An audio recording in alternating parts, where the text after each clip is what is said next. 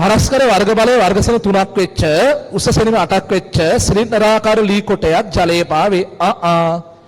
ලී කොටය ජලයේ පාවෙනවලු සිලින්ඩරයක් වගේ එක්කෙනෙක්ලු මේක හැඩේ. ලී වල විශිෂ්ට ගුරුත්වය 0.625යි. මේ විශිෂ්ට ගුරුත්වය කියන්නේ දැන් නම් ඒ වශයෙන් පාවිච්චි කරන හරි අඩුයි. කාට කියන අනිත් නමද? සාපේක්ෂ ඝනත්වය කියන අනිත් නම.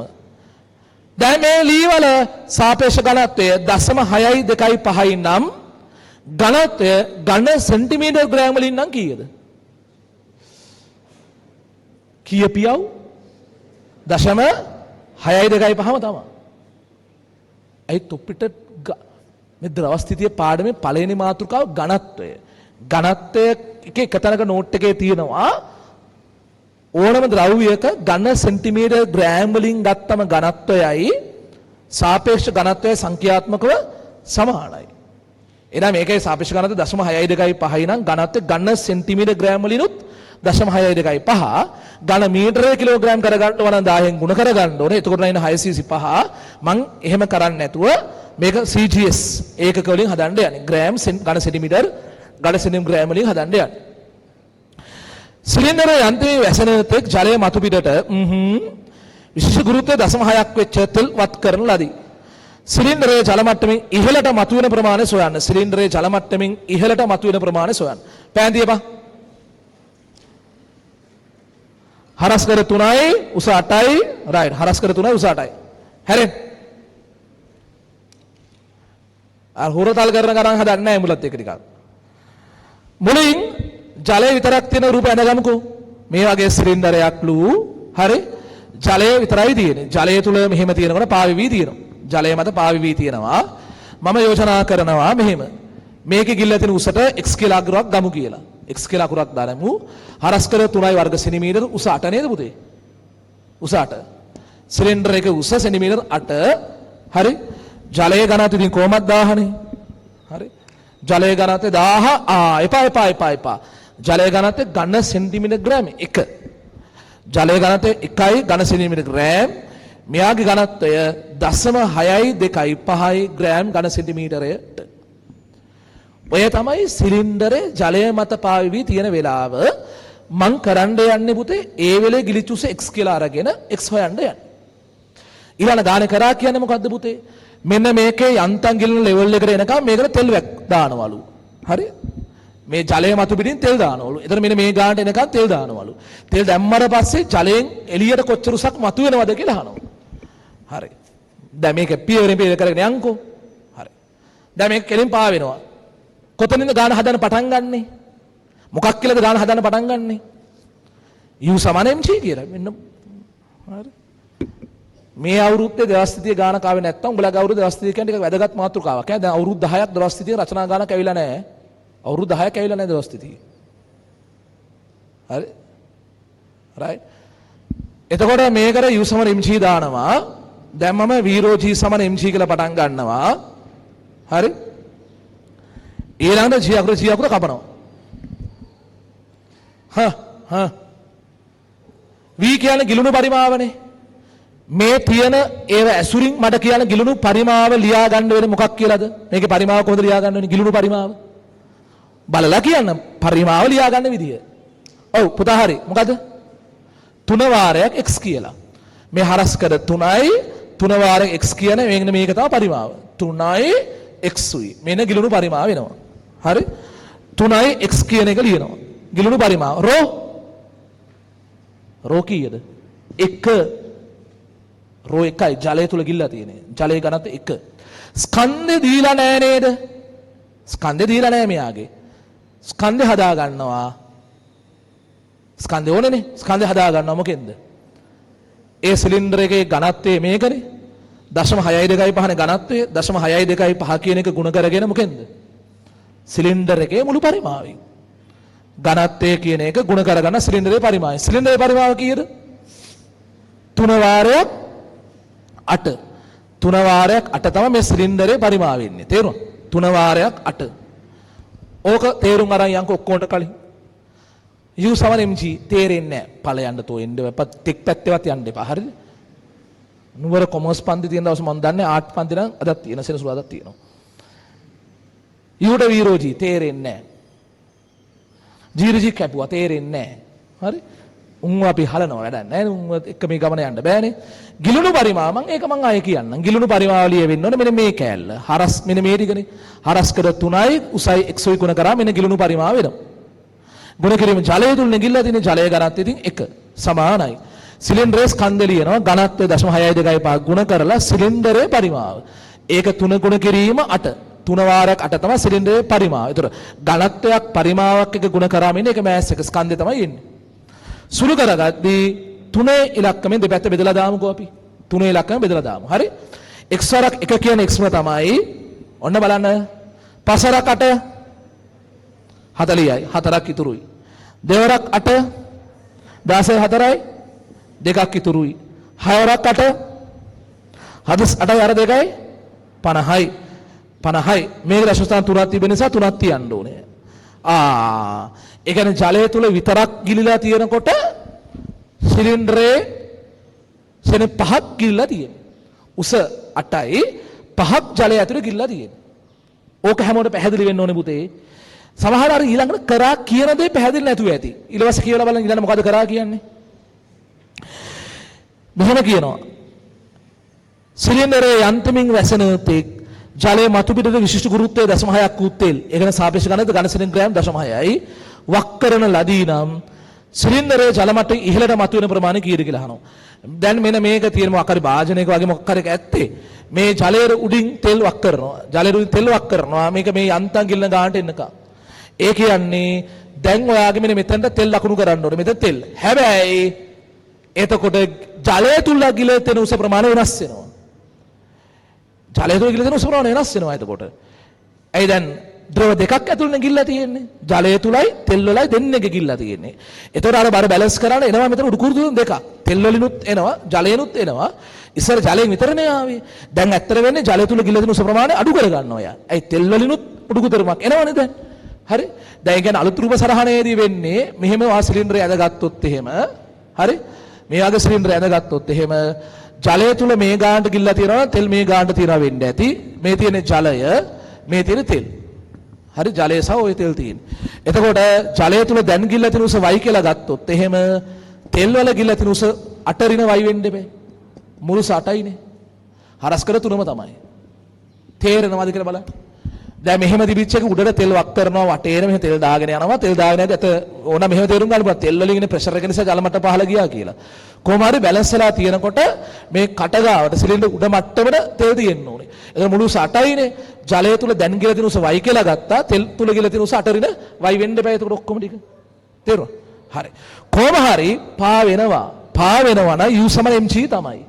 හැබැයි උඹලට මං කිව්වා මේ වගේ ද්‍රව දෙකක් ඇතුලේ ගිල්ලා තියෙනකොට උඩුකුරුතරම ලියන්න ඕන කොටස් දෙකක එකතුවක් විදිහට.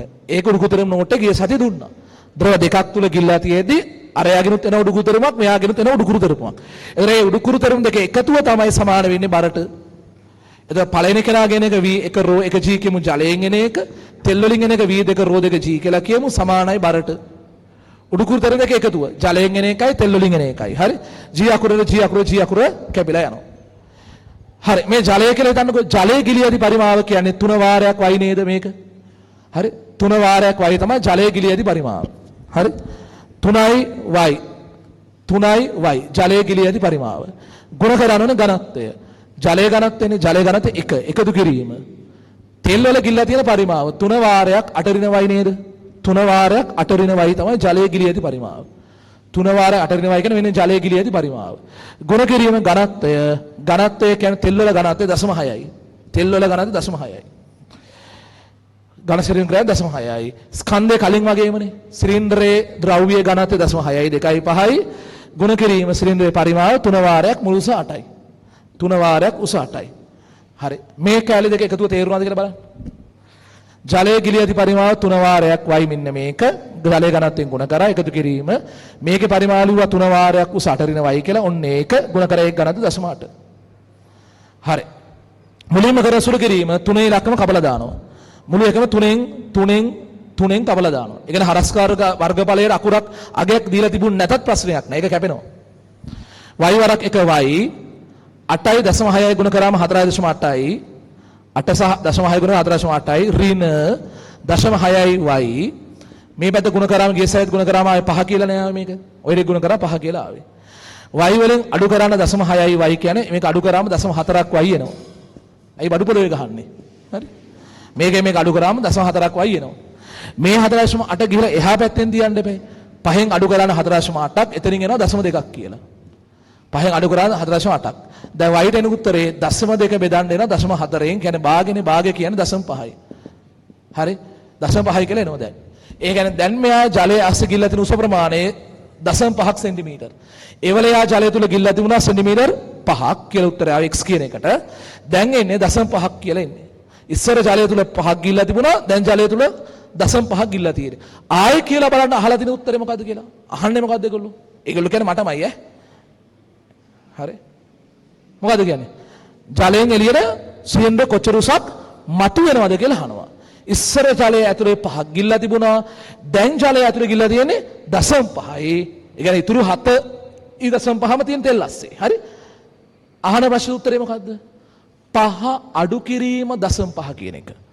ඒ වෙලේ ජලය ඇතුලේ 5ක් සෙන්ටිමීටර ගිල්ලා තිබුණා. දැන් ජලය ඇතුලේ ගිල්ලා තියෙන්නේ දශම 5 සෙන්ටිමීටර. හරි?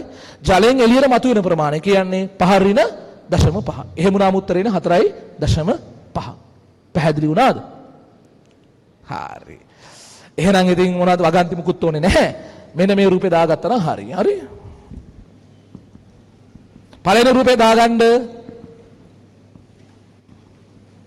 පළවෙනි රූපේ දාගන්න.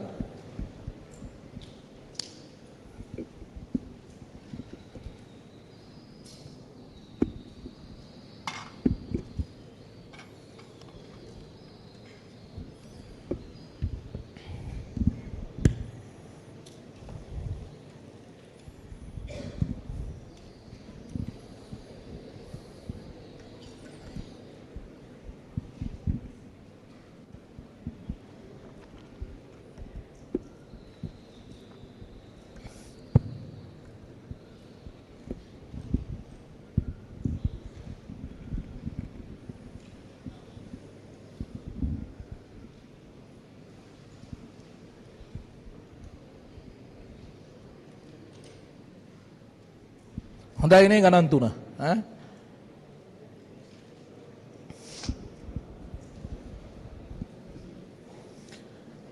සිලින්ඩරයේ උස සෙන්ටිමීටර 8යි හරස්කර වර්ග සිරි 3යි ගිලිච්චුස x කියලා ගත්තා. ජලය ඇතුලේ ගිල්ලා තියෙන්නේ 1 ග්‍රෑම් ඝන සෙන්ටිමීටර තමයි ජලයේ ඝනත්වය.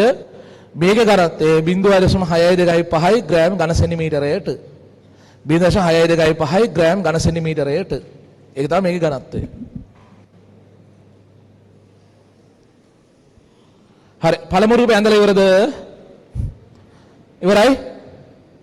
පළවෙනි රූපේ ඇඳා? පා වෙනවනේ. පටන් ගන්න නේද? u = mg කියලා. අදුව හදලත් ඉවරයිද කොහොද ඒක? u = mg කියලා පටන් ගන්න.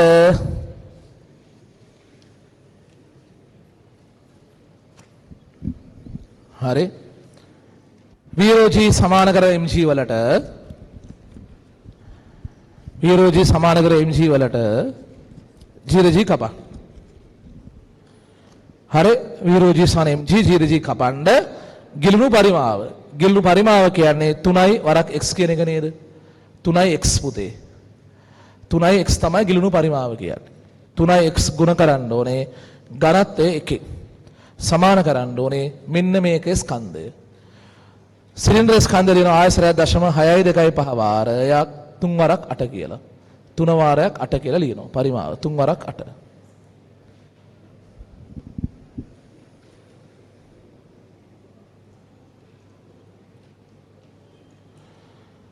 තුන කැපිලා ගියා.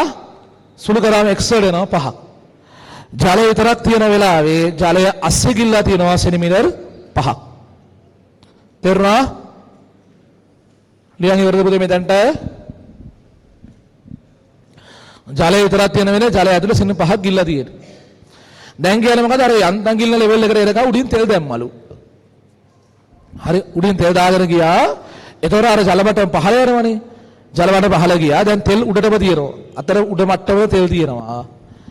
එතන මේ සිලින්ඩරයේ වායු උසක් ජලය ඇතුලේ අටරින වායු උසක් තෙල් අස්සේ. වායු උසක් ජලය ඇතුලේ අටරින වායු උසක් තෙල් ඇතුලේ. හරස්ක වර්ග සිට 3යි. මේ ජලයේ ඝනත්වය ඝන සෙන්ටිග්‍රෑම් 1, මෙයා ඝන සෙන්ටිග්‍රෑම් 0.6. මෙයා ඝන සෙන්ටිග්‍රෑම් 1යි මේකේ ඝනත්වය. මෙයා ඝන සෙන්ටිග්‍රෑම් 0.6යි. 0.6යි.